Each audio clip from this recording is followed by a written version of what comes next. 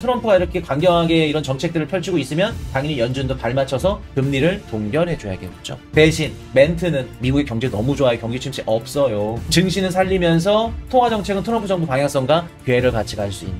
여기까지는 누구나 분석할 수 있어요. 여기는 한 가지 더 있습니다. 자, 시간 너무 빠르죠? 여러분들. 엊그저께 우리 12월달 FOMC 회의 본 것 같은데 벌써 돌아왔어. 야, 6주가 이렇게 짧아? 너무 빨라. 이번 주 목요일이죠? 수요일날 실시간 방송 끝나고 넘어가는 새벽에 오후 3시 반인가요? 제롬 파월 연준 의장 이제 멘트 있습니다. 그거 보셔야 되는데 그날 여러분들이 좀 지켜보셔야 될 거 키포인트 한 가지 말씀을 드려보고. 자, 여러분 3월 20일 FOMC 어떤 걸 우리가 좀 주의 깊게 들어야 될까? 자, 일단은 금리를 인하할 거냐, 막 인하를 기대하신 분들 계실 건데 제가 개인적으로 봤을 때는 금리 인하는 조금 힘들 거로 봐요. 그 이유는 일단은 지금 트럼프 정부가 굉장히 관세를 부과하고 있고 연방정부 예산도 삭감하고 있고 이민자도 내쫓고 있고 경제적으로 고용 지표에도 영향 주고 소비에도 영향 주고 그리고 지출에도 영향 주기 때문에 불확실성이 너무나 커져요. 이게 어떻게 나비 효과를 가져올지 모릅니다. 그런 얘기들을 하면서 연준 의장은 금리 인하를 서두를 수 없다고 얘기할 거예요. 동결할 겁니다. 근데 이거 말고도 더 중요한 이유가 있어요. 뭘까? 제가 말씀드렸죠. 작년부터 이미 파월 연준 의장부터 시작해서 연준은 다 트럼프 쪽에 붙었다고. 근데 트럼프가 좋고 싫고 이런 건 떠나서 어찌됐든 간에 연준은 중앙은행이죠. 중앙은행과 정부는 방향성과 궤를 같이 해야 돼요. 예를 들어서 정부가 돈을 풀어 제끼는데 연준이 돈을 옥죄. 그러면 안 되죠. 이렇게 특이한 케이스가 한 가지는 있었어요. 바이든 때. 왜? 물가도 잡아야지 연임을 할 수 있고 또 반대로 돈을 또 풀어서 미국 증시를 부양해줘야 돼. 그래서 온갖 꼼수를 써가면서 정부에서는 돈을 풀었고 물가를 상승 안 시키는 방법으로 돈을 풀었고 그러면서 증시 부양을 계속해서 유지해줬고요. 그리고 연준은 실제로 돈을 쪼으면서 물가를 떨어뜨렸죠. 이러한 특수한 경우 말고서는 궤를 같이 해야 됩니다. 중앙은행과 정부는. 그럼 볼게요. 이미 연준도 트럼프 정부의 방향성과 같이 간다. 여러분들 최근에 좀 못 느끼셨어요? 연준의 역할이 조금 없는 것 같다고 생각 안 하셨어요? 우리 작년만 하더라도 제롬 파월 연준 의장 얘기하는 거에 시장이 왔다 갔다 했죠? 기억나세요? 근데 지금은 제롬 파월 연준 의장 얘기가 더 중요해요? 아니면 트럼프의 입이 더 중요해요? 트럼프의 입이 더 중요하죠. 연준의 역할이 요새 지금 뭔지 모르겠어요. 연준이 작년 9월부터 잭슨 미팅 때 50bp를 내립니다. 금리를 내렸어요. 10년물 국채금리 어떻게 됐죠? 금리 내리자마자 쭉 올라갑니다. 사실은 금리 내리기 전부터 올라갔어. 그럼 시장에서 뭐라 그런 거예요? 연준이 금리를 내리던 금리를 올리던 간에 시장이 말을 듣지 않는다는 거야. 연준의 역할을 잃었다는 겁니다. 작년 9월 이후부터 이미. 트럼프의 영향력이 더 세죠. 자, 그럼 볼게요. 이번에 연준이 왜 금리를 인하해줄 수 없는 이유가 뭐냐면 물가도 그렇고 정치적 불확실성도 그런 명분일 가능성이 높고 트럼프 정부와 방향성이 같다. 궤가 같다고 말씀드렸죠. 지금 트럼프가 뭐를 하고 있죠? 관세를 인상한다, 협박하고 있죠. 다른 글로벌 국가들과 무역 전쟁을 펼치고 있습니다. 그러면 다른 국가들과 무역 전쟁을 펼칠 때는 달러가 어떻게 되는 게 좋을까? 무역 전쟁이야. 내 나라 환율이 강한 게 좋겠죠. 실제로는 약달러로 지금 가고 있지만 연준의 통화정책은 강달러로 가주는 게 좋겠죠. 강달러가 아니라면 금리를 어떻게 해야 된다? 동결로 가주는 게 좋겠죠. 동결로 가주는 게 좋겠죠. 자, 무역전쟁을 하는데 우리가 쉽사리 수출이 누가 더 잘하고 그런 무역전쟁 말고 서로 관세 때리고 세게 때리겠대. 환율 전쟁을 해. 그러면 당연히 달러가 강세여야지만 다른 글로벌 국가들한테 협박을 할 수 있겠죠. 자, 볼게요. 미국이 금리를 계속해서 낮춰줍니다. 연준이. 그러면 미국이 금리를 낮춰주는 것만큼 한국, 아시아,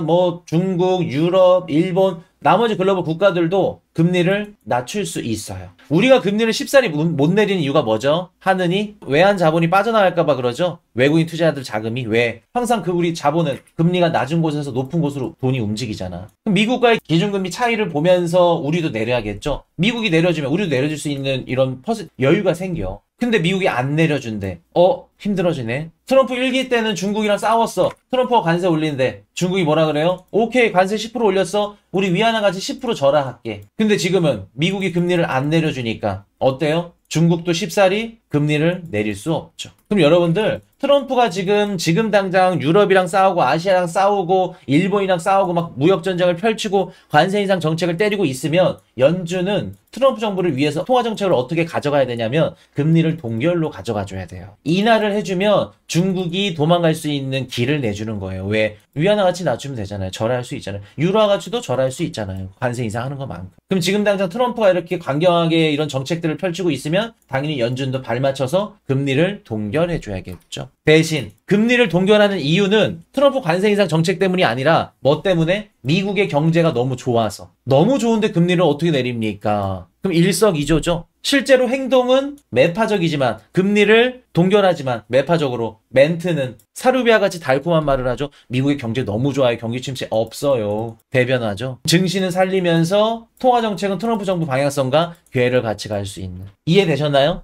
여기다 플러스 한 가지. 여기까지는 누구나 분석할 수 있어요. 여기다 한 가지 더 있습니다. 뭘까? 이 정도에서 끝나면 여러분들 코인이슈 방송 볼 필요 없지. 자, 연준이 금리를 내린다고 합니다. 그러면 그 다음날 자산시장이 어떻게 될 것 같으세요? 연준이 금리를 내려. 지금 상태에서 3월 20일 날 연준이 금리 25bp 인하 땡땡땡. 여러분들 알트코인 가격 어떻게 될 것 같아요? 비트코인 가격 어떻게 될 것 같아요? 올라갈 것 같죠? 연준이 지금 금리를 내려주면 위험성 자산시장에 다시 자본이 유입이 돼요. 여기까지 이해되셨나요? 폭락이야? 연준이 금리 인하를 하면 지금 상태에서? 아니요. 자산시장 상승하죠. 어떤 거? 위험성 자산시장의 상승. 아직 경기 침체 우려 수준인 거지 경기 침체로 진입을 안 했어요, 여러분들. 현 시점에서 금리를 내리면 상승이 나와. 근데 진짜 경기가 부러지고 뭐가 안 좋고 그러면 그때 금리 인하하면 그건 안 좋은 금리 인하고. 그럼 볼게요, 여러분들. 곰곰이 생각을 해봅시다. 위험성 자산시장 비트코인, 알트코인 시장으로 자본이 이동하면 어디에서 어디로 이동을 할까요? 내일 당장 제롬 파월 연준 의장이 엊그저께까지만 하더라도 미국 경제 좋다 그랬어요. 그럼 당장 내일 금리 인하하면은 이유는 미국 경제 좋아서야. 물가도 잡혔고. 그러면 안전자산 시장에 있던 자금이 위험성 자산 시장으로 가겠죠? 이동하겠죠? 여기까지 이해되셨나요? 채권, 금에 있던 자본이 비트코인, 알트, 러셀 2000, 소형주, 다우 여기로 가겠죠? 그럼 채권 시장에서 자본이 빠지겠네요. 채권 가격이 하락하겠네요. 그러면 채권 가격이 하락하면 채권 금리는 어떻게 되죠? 올라가죠. 지금 재무부 장관 그 베센트 재무장관이랑 트럼프랑 상무장관이랑 뭐 하겠다 그래요? 미국의 연준 금리 안 내릴 거야. 대신 10년물 국채 금리 내릴 거야. 장기채 금리 내린다 그러죠. 얼마 전에 캐나다 마크 총리가 경제학자 출신이죠. 진짜 똑똑한 게 뭔지 아세요? 미국이 관세 때린다 그러니까 캐나다가 그냥 찌라시를 흘려. 우리 전 세계 미국 국채 갖고 있는 전 세계 7위 보유국이야. 미국 국채 환매 조치할 겁니다. 이런 찌라시가 돌아요. 캐나다에서 냈겠죠. 수뇌부에서. 미국 국채 던지겠다는 거예요. 국채 던지면 국채 가격 하락하면서 국채금리 튀겠죠. 베센트 트럼프 너네가 하고 싶은 거 10년물 국채금리 하락 못하게 할 거야. 그 뜻이죠. 똑같습니다. 연준이 금리를 내려요. 그러면 지금 채권 시장에 있던 자본이 위험성 자산 시장으로 가면서 채권 가격은 떨어질 겁니다. 채권 가격 떨어진다는 건 10년물 국채 금리가 올라간다는 거죠. 그럼 금리 하락이 트럼프 정부가 지금 하고자 하는 방향성을 망치는 거예요. 지금 당장. 이해되셨나요? 안전자산 시장의 자금이 이탈하면서 채권 금리가 상승한다고요. 10년물 국채 금리가 튄다고. 이러면 트럼프 정부가 하고자 하는 건 막는 거라고. 제롬 파월 연준이죠. 그래서 지금 당장은 연준이 금리 인하를 하기에는 힘들다. 금리를 동결할 가능성이 높다. 대신 행동은 동결하면서 멘트는 사루비아 같이 달콤한 말. 경제 좋아요. 걱정하지 마세요. 이런 식으로 해줄 가능성이 높습니다. 이해되셨나요? 왜 동결할 가능성이 높은지? 그 두 번째, 20일날 우리가 중요하게 봐야 될 두 가지 한번 말씀을 드려볼게요. 첫 번째, 양적 긴축이 있습니다. 지금 이건 폴리마켓입니다. 지금 폴리마켓 기준 보시면은 아시죠? 돈 내고 그 베팅하는 거 스테이블 코인 그걸로. 자, 이렇게 보시면은 5월 전에 연준이 긴축을 해줄 거다. 100%네요. 무조건 맞다고 보진 않아요. 무조건 이게 100%니까 5월 전에 100% 될 겁니다 라고 보진 않는데 저도 5월 전에 할 가능성 높다고 봐요. 안 하더라도 언제부터 시행할 겁니다. 언급은 해줄 가능성이 높아요. 이번 FOMC나 다음 FOMC 때. 이거는 제가 이미 우리 멤버십 방송에서 말씀을 드렸었죠. 수개월 전부터. 연준은 지금 긴축을 종료할 수 있는 명분들을 다 만들어놨다. 안전 지표들을, 안전 장치들을. 첫 번째, 영래포 기준금리를 기준금리를 낮췄죠? 미국의 기준금리보다. 그 이유는 제가 지난 멤버십 방송도 다 챙겨보세요. 그리고 최근에 영래포 잔액 최저, 지급준비금 잔액 최저. 아, 맞췄구나. 연준이 긴축 종료를 할 수 있는 이런 세 가지 조건들을 이미 다 맞춰놨구나. 그럼 시장에서 왜 지금 긴축 종료해요? 정치적인 이런 게 개입이 됐나요? 민주당파 이런 기자들이 얘기해도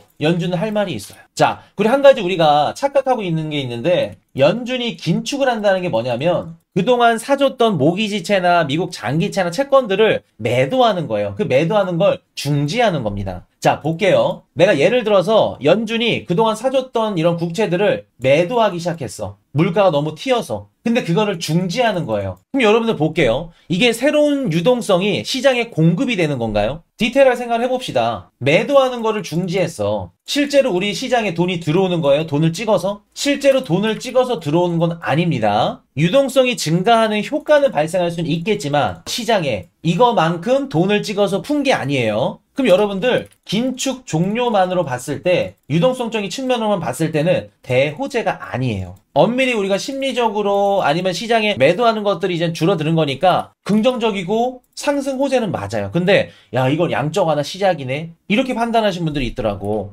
양적 완화가 본격적으로 시작되네요, 그렇게 판단하시면 안 돼요. 돈을 찍어내는 것과 그리고 팔던 거를 더 이상 팔지 않는 것과는 다른 거다. 엄밀히 따져야 된다 우리가. 자, 근데 볼게요. 이게 뭐를 할 수 있을까? 이래서 우리가 배우셔야 됩니다. 제가 왜 이번 FOMC나 아니면 5월 달에 연준이 긴축 종료 가능성이 높을 겁니다 라고 말씀을 드리는지 여기서 키포인트가 나와요. 연준이 국채나 모기지채를 매각했던 거를 중지해. 채권 시장에 어떤 효과가 나타날까요? 연준이 일정 부분을 계속해서 매각했어. 그럼 채권 가격이 어떻게 되죠? 단순하게 생각해 봅시다. 한 달에 뭐 몇 빌리언 달, 몇백 빌리언 달러씩 미국 국채를 던졌어. 그러면 채권 시장의 채권 가격은 당연히 어때요? 떨어지겠죠? 연준이 계속해서 던지니까 채권 가격이 떨어질 거예요. 계속 던지니까. 근데 이거를 언제 이후부터 줄일게요? 아니면 종료할게요? 그럼 채권 가격이 어떻게 될까요? 채권 가격이 올라가겠죠. 자, 재무부 장관 베센트 형님이 뭐라 그랬나요? 10년물 국채 금리를 어떻게 하겠다 그래요? 트럼프 대통령이랑 하락시키겠다 그러죠. 연준이 양적 긴축을 시작해서 채권 매도세를 중지하면 채권 가격이 올라가겠네요. 채권 가격이 올라간다는 건 국채 금리가 떨어진다는 거죠. 이해되셨어요? 그렇기 때문에 연준은 양적 긴축을 할 가능성이 어떻다? 3월, 5월 당장 안 하더라도 언제부터 할 겁니다. 미리 시장에 언지를 줄 가능성이 매우 높다. 언지만 주더라도 채권 가격에 바로 반영이 됩니다. 왜? 우리 언제부터 적게 던질 거야? 이제 안 던질 거야? 그러면 채권 가격이 바로 반영이 돼요. 그러면 국채금리 하락하겠죠. 국채금리 하락하겠죠. 이런 것 때문에 우리 시장에 긍정적인 역할을 줄 수 있는 거예요. 여러분들이 막 보시는 경제방송, 코인방송, 무슨 칼럼들 막 텔레그램 이런 분석하시는 분들 있죠? 거기서 뭐 양적 완화 그거라고? 양적 완화야. 돈을 찍어내는 것도 아닌데. 국채금리가 빠지는 거라고. 어려운 분들은, 이해가 안 되시는 분들은 두 번, 세 번 반복해서 들어보세요. 이해되셨죠, 여러분들? 그래서 양적 긴축은 3월, 5월 달에 나올 가능성 높다. 그리고 그로 인해서 트럼프 정부가 원하는 지금 이끌어가는 방향성, 국채금리 하락, 이게 나올 가능성이 높다. 이해되셨나요? 그래서 만약에 긴축 종료를 한다. 그러면 트럼프 정부가 가장 원하는 정책이 될 겁니다. 연준한테. 지금은 금리 인하보다 트럼프가 원하는 거는 긴축 종료예요. 국채금리 낮출 수 있는 거. 트럼프 정부의 방향성에 힘을 실어주는 거라. 자, 그리고 두 번째 점도표 봅시다. 3, 6, 9, 12. 1년에 4번 점도표가 발표됩니다. 연준 FOMC 회의 때. 점도표가 뭐냐면 여러분들 보셨죠? 점도표에다 점을 찍는 거야. 올 한 해에 금리 인하를 몇 번 해야 됩니까? 연준 위원들이 다 찍는 겁니다. 그래서 그거를 보고 시장에서 야, 3월 달에 금리 인하 하겠는데 5월 달에 금리 인하 하겠는데 이거를 예측을 할 수 있어요. 그래서 3, 6, 9, 12가 FOMC 때마다 가장 중요해요. 점도표. 그게 3월 달에 이번에 발표됩니다. 점도표를 보시면은 작년에 12월 달에도 점도표 찍었죠? 그때 이제 금리 전망치가 3.9%로 하향 조정을 했었죠. 그리고 금리 인하 횟수를 기존에 4번 내려야 된다고 했었는데 2번으로 확 낮췄어요. 그러면서 시장이 빠졌죠, 여러분들. 여러분들 지금 단기적으로 조정이 나온 게 12월 18일부터 나온 거예요. 여러분들 지금 조정이 12, 1, 2, 3, 4개월째라고. 엄밀히 따지면 1, 2, 3, 3개월이네요. 이때부터 나왔어요. 이때 뭐 때문에 조정이 나왔냐면은 제롬 파월 연준의장이 우리 금리 인하 빠르게 안 하겠다. 천천히 할게. 그러면서 점도표 연준위원들이 점도표를 찍었는데 기존에는 1년에 4번 내릴 거예요 라고 했던 그 점도표가 2번으로 바뀌었어. 야, 금리 인하 안 하겠네. 시장이 이렇게 받아들이면서 금리 인하에 가장 민감한 알트, 러셀 2000, 다우, 위험성 자산들 얘네들 가격이 다 빠진 거죠. 근데 볼게요, 여러분들. 최근의 분위기가 어때요? 최근의 분위기가 어때? 여러분 경제 공부하면서 기사 볼 때 경기 침체 우려가 있고 막 시장이 무너질 거 같고 트럼프 정부 때문에 경제 성장률이 막 마이너스 역성장 날 것 같고 고용 시장이 깨질 것 같고 막 일론 머스크가 정부 효율부 공무원들 다 자르고 금리 인하를 횟수를 어떻게 해야 돼요? 작년 12월 달에는 4번에서 2번으로 줄였어. 이번에는 최소 2번에서 4번까지는 아니지만 3번으로 올려야겠죠. 왜? 최근 들어서 경기 침체 우려가 계속해서 왔으니까. 그럼 작년에는 4번에서 2번을 줄였지만 이번에는 2번에서 3번으로 올릴 가능성이 매우 높겠죠. 이번에 금리 인하 점도표 2번 아니면 3번 될 거예요. 이 둘 중에 하나입니다. 3번이 될 가능성이 높아 보여요. 왜? 최근에 정책 불확실성 때문에 어떻게 될지 모를 것 같아요. 그래도 3번 해야 되지 않을까? 올해 금리 인하 3번을 얘기한다 그러면 자, 3, 5, 그리고 6주마다 있으니까 뭐 7, 뭐 9, 뭐 11, 뭐 12 이런 식으로 있겠네요. 상반기에 한 번은 내려야 되지 않을까요? 그러면 시장에선 기대감이 형성될 수 있겠죠. 이해되셨나요, 여러분들? 하반기에 2번 내리더라도 상반기에 한번 내려야 되지 않을까 시장에서 기대감이 생길 겁니다. 그래서 여러분들 일단은 20일 날 한번 지켜보자. 연준 FOMC 지금 분위기 좋아요. 분위기 좋고 3월 지금 중반 이후부터 지금 미국 계절성도 그렇고 전체적으로 시장 분위기가 나쁘지 않습니다. 나쁘지 않기 때문에 이번에 발표된 20일 날 연준 요거 지켜보자. 중요하다. 그래서 지금은 어찌됐든 간에 트럼프 정부가 막 휘두르고 막 칼을 휘두른다 그러면 연준은 어쩔 수 없어. 연준도 막 매파적으로 할 수 없어요. 연준 푸시 나와야 됩니다. 하락을 지지해준다는 거죠. 푸시 나와야 된다. 요게 나올 가능성이 조금 높아 보인다. 그래서 3월 20일 날 한번 보자고요. 기대가 됩니다.